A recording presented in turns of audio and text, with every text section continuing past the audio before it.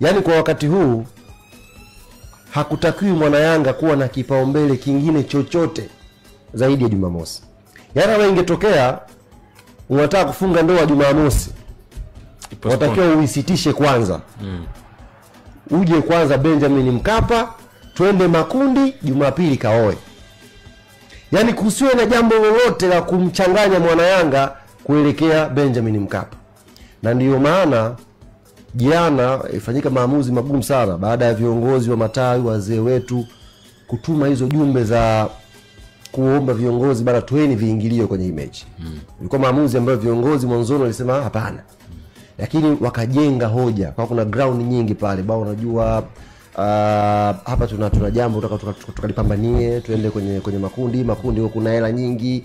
Hii tarehe pia ni tarehe mwisho wa mwezi na yaani mpaka pana hoja nyingi zimewekwa pale.